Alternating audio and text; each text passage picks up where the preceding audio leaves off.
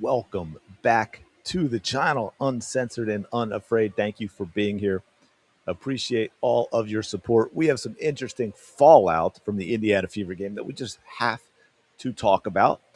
Do me a quick favor, like, comment, subscribe if you're enjoying the content. Make sure you are still subscribed. I try not to say that too often because I know it is annoying, but it is also crazy how often YouTube just unsubscribes people from channels to which they are subscribed. So if you could just double check, I would appreciate that so you don't miss anything. Hype on mobile, notification bell. So Indiana Fever pulled off a victory last night. Caitlin Clark, and this is why you don't look at stats too, okay? Caitlin Clark, you look, and I'm not saying she had a bad game, but we got to talk about the fallout with Stephanie White as her coach and how it looked, okay? That is important too. 24 points, 9 assists, 4 rebounds, 2 steals. I think she also had a block. And you say, okay, well, you know what? Those are MVP numbers if you do that every single night. But as we've seen a lot lately, unfortunately, the way Clark is having to get her buckets, yeah, people don't like it. People don't like that her teammates aren't passing to her. People don't like that plays aren't run for her. People don't like that good picks are not set for her. People don't like the way Stephanie White is using Caitlin Clark. They are already tired of it. They like, yeah, they got to win. Yeah, you look at the box score and Caitlin's got numbers, but you know what? That's not always enough. This is on that thread. I just brought a bunch up because it's easier for me to read. It's so obvious Stephanie White is hanging Cece out to dry. While Cece is making plays happen for everyone, no one will set a proper screen or make a play for her. She has to fight for every basket she gets. That's how injuries happen, and that's what SW is waiting for. And, there's a lot of truth in that.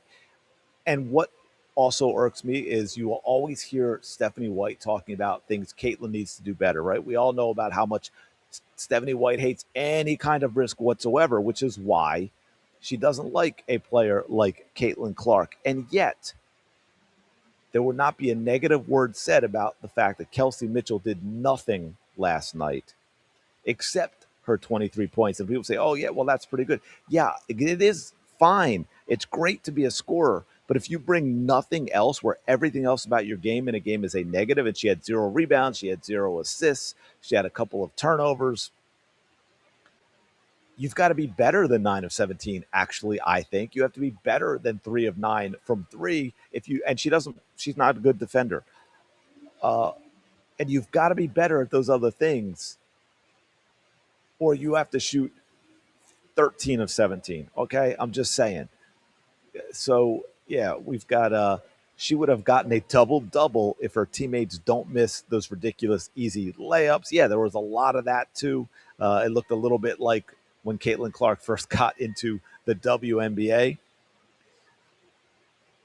which is obviously a problem. She probably should have had 12, 13, 14 assists. She would shine even more if Steph would let her play the pick and roll with AB, and AB would shine as well. Yeah, and I said that too. Not having the pick and roll as part of the offense. I'm not going to say too much about it, but it hurts AB as well. Well, obviously it hurts the team because it's unstoppable. It is the best play option in the entire league, and Stephanie White refuses to run it. It's like, what are we doing right now? Imagine what she could do with a competent coach. These people are not happy. Great game, but can we see the Stephanie White effect? But we can see the Stephanie White effect stifling her game, slowing her down, stopping 3-pointers. It's not great to watch. Ultimately, sports is entertainment. No one has ever found the W entertaining. They found Caitlin Clark entertaining. If you take away Caitlin Clark's entertainment factor, you go back to nobody watching. Am I the only one that's making that connection? Well, obviously not, because these commenters are as well. Need to find a way to get Cece more open shots within the offense like she creates for others. She scored 24, but each of those points were definitely earned the hard way. Her 3-point percentage could be way up with better quality opportunities. Yep, also true. I think she was 8 for 10 from two, and she's not really utilizing her mid game much. She's getting all the way to the rim, which is one is wow, and it's great and it's effective. It's also hard work and can get you beat up too, because it's not like she's getting there because she's making backdoor cuts where she's getting open layups, receiving passes from teammates. No, she does that for her teammates. Bring in Coach Bluter or any male NCAA and above average coach to see her dropping 35 points, triple doubles, in 100 plus score. Fever wins. I agree with that completely. Right. And I think I said this in the reaction video. It said like 24-9, 20. These look great. But Caitlin can easily be, with the right coach and this offensive firepower that she has, can easily be like a 25-10 as a yawn game for Caitlin Clark. Should be a yawn game, right? She's like 28, 30, 12, 15 assists every single game. Well, I say every single game, but obviously you're going to have your off games too. But she should be able to be doing that on a pretty routine basis, folks. She would shine even more if Steph would let her play the pick and roll with AB. Oh, I think I did that one. Sorry about that. I got a double in there. Fire White and the front office. CC22 has to hunt for her shots the hard way. Ball hog Mitchell does not pass the ball in obvious passing situations. Too many missed shots after a great assist attempt from CC22. Should be an assist attempt. Again, we said a lot of missed layups. And it's true that Kelsey Mitchell is a black hole with the basketball. That's why I said if she's not like 12 or 15, she doesn't do anything else. Every single point she has to get is out of the mud, man. These games are painful to watch. Trailing with these lineups and AB starving without the two-man game. Yeah, see, people are like, yeah, this is not watchable basketball. I hope CC lands on a new team that actually has fans and a coach that appreciate her. Fever can go back to the dumpster fire that they were. This is the final one. Bring back Christy Size. I had to add that, right? The best coach Caitlin had offensively before this weird Stephanie White BS and bulking up. Now, I'm not with you on the bulking up. In fact, I'm a little worried about how she looks physically right now, especially if she's going to get to the rim as often as she has been. But as you can see, Caitlin Clark fans, the fans are not very happy with how Caitlin Clark is being used. Um, I didn't even mention the fact that there were 12,600 plus at this game at Crypto Arena for the Los Angeles Sparks.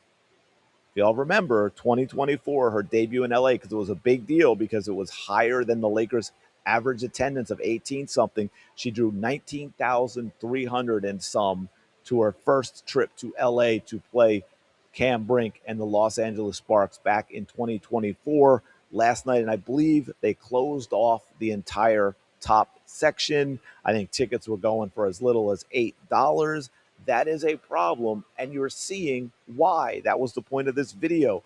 Fans, look, again, they'd be like, oh, Caitlin, 24-9, the team won. But you're still going to have a lot of people that are like, yeah, I don't want to watch. I don't want to pay the money that I need to pay to go see Caitlin Clark play when that is going to be the system in which she plays. And I know ultimately there'll be a lot of people, oh, well, they're winning. Oh, she's doing this, she's doing that. I'm giving you the vibe of the Caitlin Clark fandom, whether you like it or not, whether you agree with it or not. And I've said this before, you take away what makes Caitlin, what brought the fans in, the fans will leave. It's really that simple. I do not understand why it's complicated or why we have to get all these attacks on Caitlin Clark fans who don't like what they're seeing. What they're seeing is not what made them Caitlin Clark fans. It's that. How is it not clear? The logo three brought Caitlin. The rest of her game kept them. They're not seeing that with Stephanie White. Therefore, if that's why they came, then the absence of it is why they're going to leave. It is very, very simple. Let me know your thoughts in the comments below. Thank you for checking this out. Like, comment, subscribe. Let me know which one of these resonate with you, or you were like, hey, you know what? They're winning. It's not that bad. I'm all in. I'm going to enjoy it no matter what. That's cool too. I will talk to you later.